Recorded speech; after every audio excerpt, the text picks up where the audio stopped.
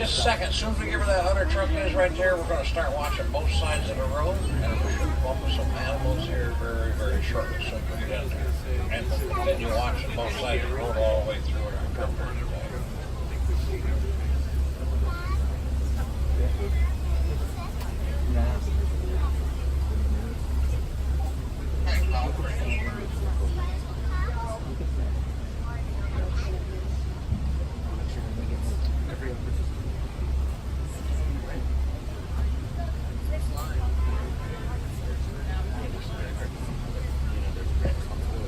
Okay, here we go, folks. Little light trade first coming up.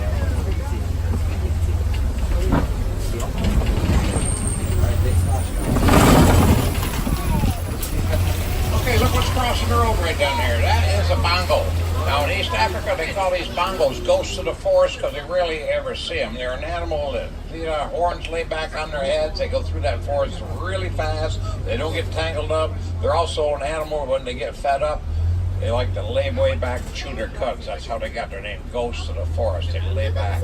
Over there, you see an okapi right there. There, okapis. A lot of people think okapis are in the zebra family with those markings, but they are not. They're in the giraffe family. They got a head and neck like a giraffe. They got a long tongue to strip the leaves off the trees, and they were lake founded also in 1901 in the Western world. You look right and backward over here on your right, you're going to see a greater kudu standing there. Greater kudus are the second tallest antelopes in Africa. See them right here? Greater kudus. Second tallest antelope in Africa. We're going to head down to the water hole now. Look way over on that plateau, you're going to see a black rhino. See him way over there. See him? Way over there on top, black rhinos. They weigh 3,000 pounds and they charge at 35 miles an hour they do. Also, you're going to see right down here on the corner, you're going to see a couple of birds. There's saddlebill storks. You'll look at them right here on your right. Just as we turn. There's a black rhino right beside of us. Look at the saddlebill storks. Tallest stork in Africa. They're 5 feet tall. They have a wingspan of 9 feet. There is your black rhino. They weigh 3,000 pounds and they charge at 35 miles an hour. Okay, let's get going. We're going to head on over to the Safi River now, and the Safi River has one of Africa's largest animals, and it is the most dangerous animal in all of Africa. It is the hippo. Hippos weigh 5,000 pounds, and they spend most of their time underneath the water because they have no other means of cooling those large bodies down. Once they get down underneath, they hold their breath, and they'll stay there 7 to 8 minutes. And when they come out and feed at night along the riverbanks, they consume about 80 pounds of grass each. And when they're younger born, they'll weigh about 85 pounds. We'll get out here and we'll check it out and see if we see any of these guys. I'm pretty sure we're gonna. There's a couple laying out way down. Look at them. They don't lay out very often. They get away with it on these cool days. They're starting to turn a little bit red. You'll notice that. They'll be back in the water before long. See how big they are? They're pretty good size, aren't they? Pretty good size. If you look over on the other side, you'll see some in the water. They like that depth of water, 3 or 4 feet deep. That's what they really, really like. If they get on the deeper water, they do fine because they're good swimmers. The birds on the island are pink-backed pelicans. They do not have the pink back right now. They get it right during their nesting season. That's when they get their pink back. Now we get around this corner, we're going over an old bridge. You get up here and you look off on your left, you're going to see some Nile crocodiles up here that are much larger than American alligators. They get in lengths of 16 to 18 feet long. Now they got 2,000 pounds per square inch of jaw pressure. No matter where they bite down on their prey, it will crush all the bone in that one particular area. Now you see a couple that's got their mouth partially open. Well, what they're doing is regulating their body temperature. They're letting the hot air out and they draw the cold air in.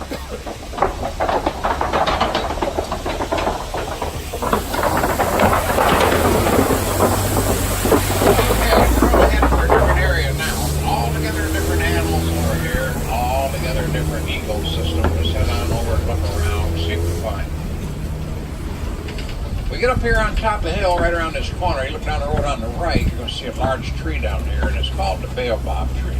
But 9 months out of the year, this tree will go no leaves at all, and it holds a lot of water in its trunk to get it through that severe drought they have in East Africa. And you're going to see a lot more of these trees in our travels here today. Okay, look out through there. That is the Serengeti grassland right there. Now, the Serengeti stretches out for a long lot of miles. I'll tell you, it goes way out there. So we're going through part of it. We're going to look all around, see what we can find. You see these trees are all umbrella shaped. It comes from the giraffes that come through here several times of every day. They reach up 18 to 20 feet in the air and they prune the trees and they do a really good job because it lets the light down through to the ground. That makes the grasses grow. And then when the rest of your animals come along and graze, there's plenty of food for everyone. Look at this animal standing right here. That's a Patterson eland. They are the largest antelopes in Africa right there. Patterson elands. They get 6 feet tall right there at the shoulder and they'll weigh 2,000 pounds when they are fully grown. Beautiful animals too. Look how slick they are. Really, really slick. That's a Patterson eland. There's a herd of them. They've got some cows and calves in here too. We might run onto them, but just have to watch around, okay? He's the male of the herd. Okay, down here on the left, we're going to see some wild dogs on the other side of the cave, right here on the upper side of the cave. Wild dogs are the greatest hunters on the Savannah. They're better hunters than the large cats because they run in packs. 5 to 15 to the pack. Right over there they are, see them?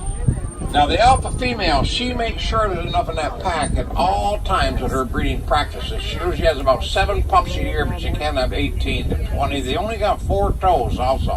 They don't have 5 toes like our dogs or the wolves. 4 toes only. These Ankole cattle right here, their horns at the base of their head are 20 inches in circumference, and they get to be 3 and 4 feet long. Now in East Africa, a lot of times they call them Watusi cattle, named after the Watusi tribe that actually domesticate these animals. Here's a giraffe right here. See this giraffe? These are Maasai giraffes. I'll tell you a little bit about these guys. I'll tell you a little and later on I'll tell you the rest. Giraffes eat 20 hours out of the day. That's count chewing their cut time. But 20 hours out of every day of the year, those jaws are moving. You imagine that? They only sleep for 30 minutes in a 24-hour period, and they do sleep standing up. When they're young or born, they're 6 feet tall date of birth. They're expected to be up in 15 minutes running with their mothers. Imagine that? Right here you got some sable antelopes right here by the termite mounds. See them? They are the symbol of the reserve. The horns get out to be about 3 feet long. They are sable antelopes. There's one of the cows of the herd right there. I don't know where the rest of them are. See how big, what a big difference? She's fully grown too. She's fully grown. That bull is really, really big. They get up to, he's normal, but he's really big. They get up to 2,000 pounds, they do. Okay, here's another giraffe down here on the corner. I'll draw your attention to their pattern. You'll see they got a dark, jagged edge pattern. Well, when you see that, it's always a Maasai giraffe. That's how you tell the breed of giraffes is by their pattern. They are Maasais. You look right straight ahead, you're going to see some little guys there and there. One standing up, some laying down. They are springbuck. They bounce along on all 4 feet at the same time. That's how they got their name, springbuck. They do 55 miles an hour and they zigzag in and out, and they do avoid a lot of their attacks by their jumping abilities. Here's another female Patterson eland right here, part of the herd. Right there, see it? Patterson eland. Also, you got the wildebeest. The largest migration that takes place in the world is when the wildebeest cross Africa. 1,500,000 go across Africa every year in that migration. Crocodiles get a lot of them on the river crossings, but it doesn't make any difference because there's all the population every year is about 1,500,000.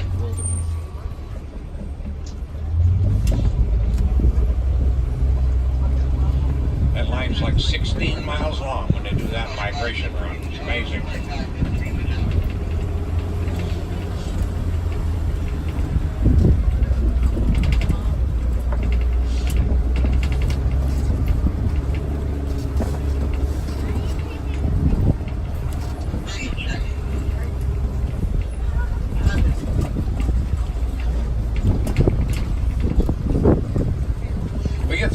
roaming here, we'll look for a couple of different things. We may see some mandrill monkeys on the left and a large male elephant on the right.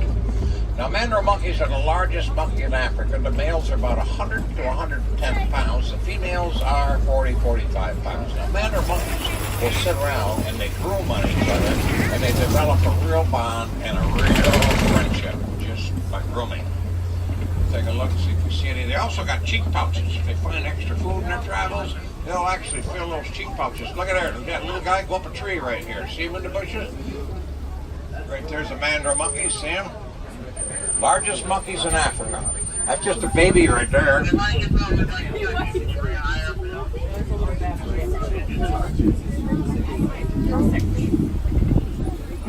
There's a large male elephant. See him?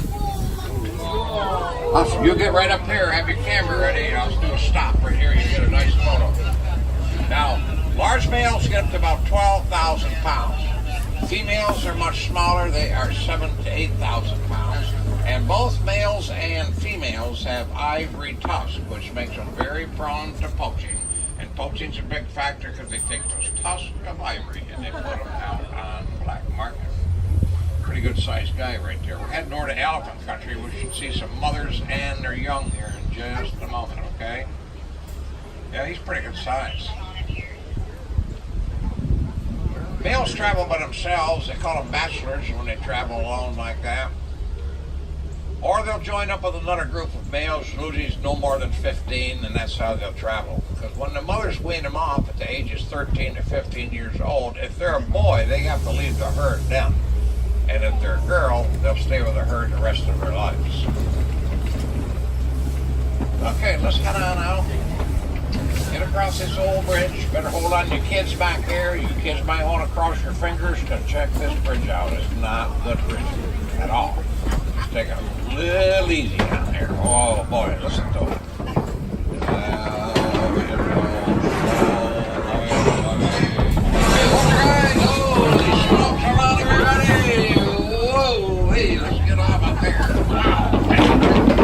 Which one of you kids back there didn't cross your fingers?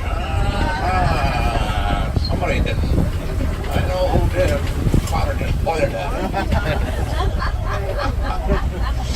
Okay, right here with a clay pit. Now, elephants look for clay when they travel. If they find a pit, they'll hang around for several days, and they'll eat about a pound and a half of clay. See how they dig it out? They eat that for the chemistry their body needs. Okay, now here's some mothers right there. Right there's a mama, and down on the corner is a mama. Let's get on down through here. I've already told you they stay with their mothers 13 to 15 years, the little guys do. Well, next to the humans, that is the longest. Well, during that time, they'll have different sized calves. Some nursing, some that do not nurse. They hold their pregnancy for 22 months. A long time. Now, as adults, they eat about 300 pounds a day, and they drink about 40 gallons of water. Also, they live to be about 70 years old. Now, they communicate through a sonic rumble in the ground that humans can't hear at all, but they can hear it from long distances away. Now, you seen the two moms way down there? Right there is a young one, and you'll see some more young ones right up here. That little guy right over there is over 2 years old. He's the smallest one in here now. That's its mom way off to the right. That's his mom. And that's his sister right there. She's got two girls. Pretty cool. Okay, let's get on down around the corner here. Let's see the large veins they got in their ears. They pump blood from their bodies up through those ears and back down. And the hotter the day, the more they flop their ears back and forth. They actually can reduce their body temperatures by about 15 degrees just through flopping those ears back and forth. Okay, let's get around this corner. You're going to see the greater flamingos right here. These are the lightest pink, and they are the tallest out of all the flamingo families. They get their color from their diet, which are little briny shrimp and other little creatures on the bottom that produce keratin, and the keratin is what makes the pink in their feathers. They're all sleeping just about right now. See how they stand on one leg and put their head underneath their wing, and that's how they sleep. The other day here we had quite a large wing. They were a large wind. They were all on 2 feet that day. All 2 legs, both legs were down there. They just can't hold their balance when the wind blows fast, so they were on both legs. Okay, this is East Savannah right here.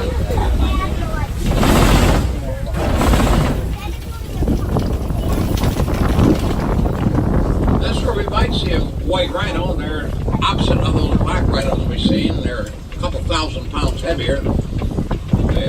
They weigh about 5,000 pounds, and also they got the wide mouth. They are grass grazers.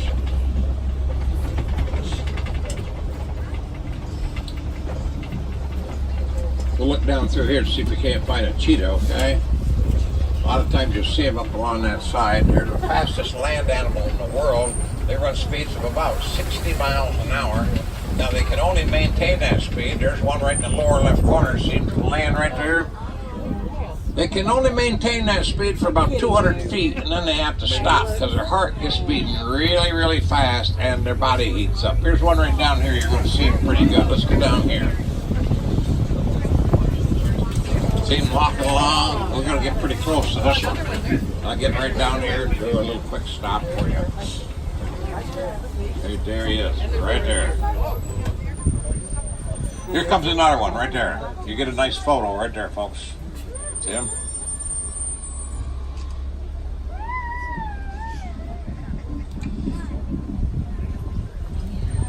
Out of all the large cats, they got the biggest nostril and the smallest teeth.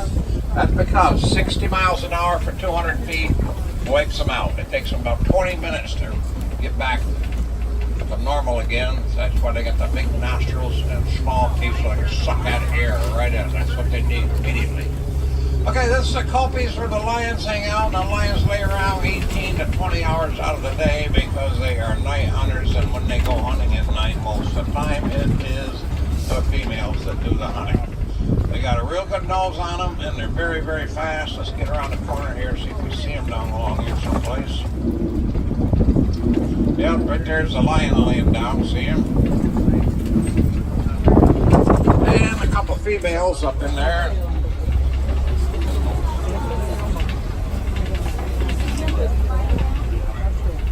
They're laying kind of in a bad place. If I get up here, maybe right here, you'll see the best of them, I think, about right there, see?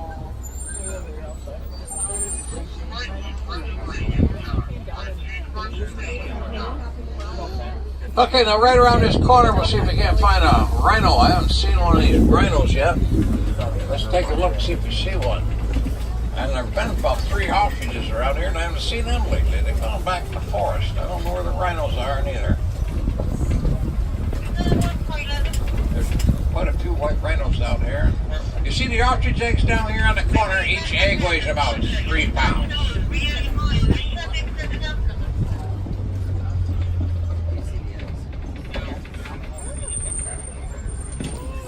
There's the ostrich eggs. Each egg weighs about 3 pounds, and it takes 24 chicken eggs to make one ostrich egg.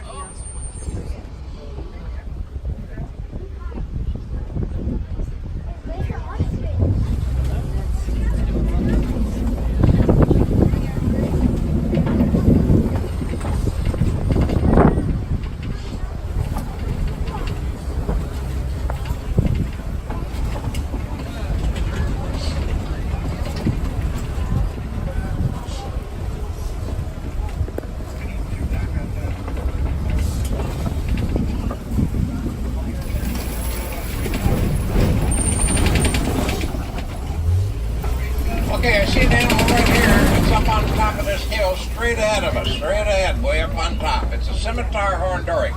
We got to go way up around the corner for you to see him good, okay? Now, Scimitar horned Oryx, they live in the high desert of East Africa. They're pretty interesting animals. Their horns get out to be about 40, 42 inches long. Now, when they're up in there in that desert, their body temperature runs about 115 degrees. That's so they retain their fluids because... Where is he? Right there. Right up there he is. They retain their fluids because they're staying up in there about 9 months out of the year with no water whatsoever. Pretty animals. Yeah. Scimitar horned Oryx.